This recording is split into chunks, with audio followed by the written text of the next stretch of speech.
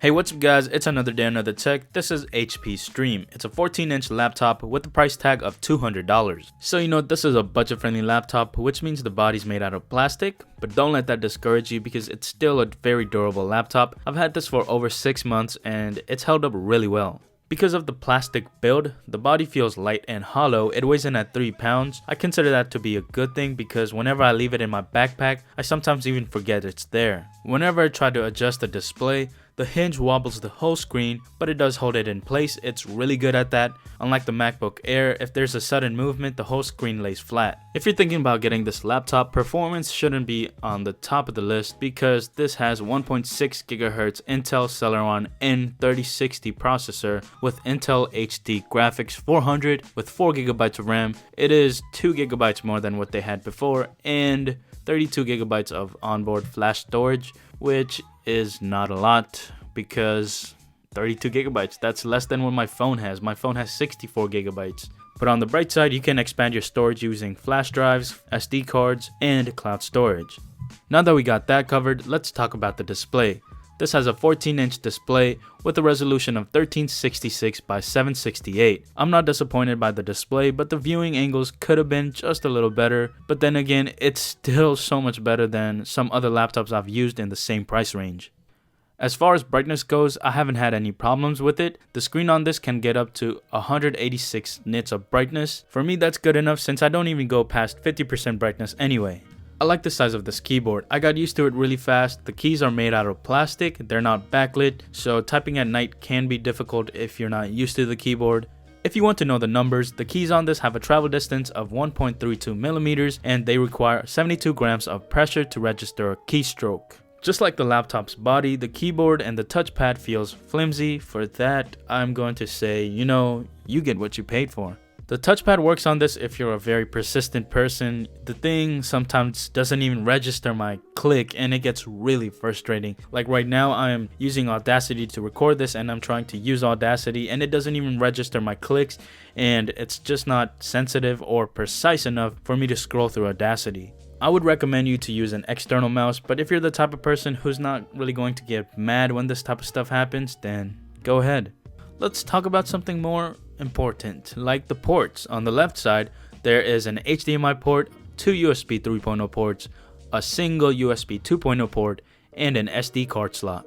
If you look for it, you'll also find a 3.5mm headphone jack and a Kingston lock slot. Then on the right side, there's a port to charge the laptop. I think you should know what kind of performance you'll be getting when you get a laptop at this price range. It's not going to be the best, it's not going to be in the middle, it's going to be a little below middle. With the 4 GB of RAM, multitasking isn't awesome. You can't be multitasking, playing games and all this other stuff.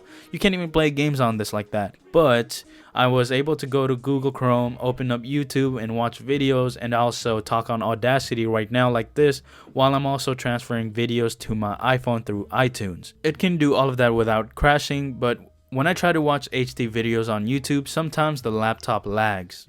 Surprisingly, I'm satisfied with the battery life of this laptop. I got a screen on time of around 7.5 hours and it easily lasted me throughout the day without having to recharge it. One more thing, it has a webcam and it works. In conclusion, this laptop is for someone who wants to watch YouTube videos, browse the web, and do their homework. That is about it. The video is coming to an end. Thank you for watching. I hope you subscribe and I will see you in the next one. Peace. Let's do a quick speaker test. I'm going to be playing the music at 100% volume.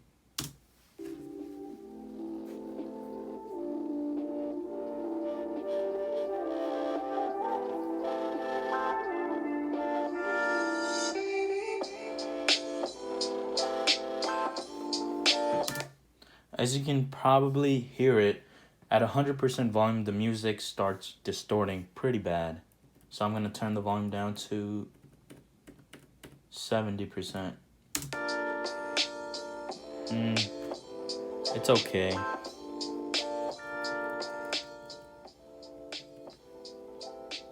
See, at like 30-50% volume, it sounds good enough to listen to.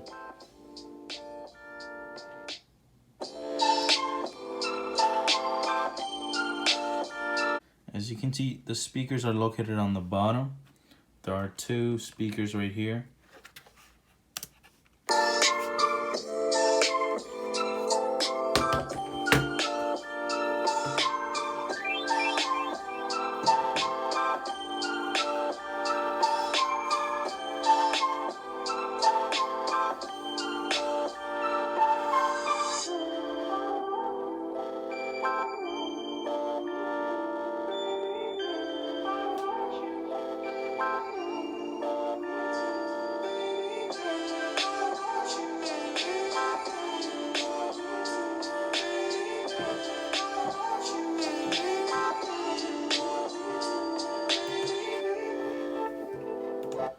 It's not bad at all. The speaker for the price of this laptop, it gets pretty loud and it's pretty good. It's good. It's much louder than other laptops I've used, like the Chromebook. The speaker on that, I was barely able to hear it.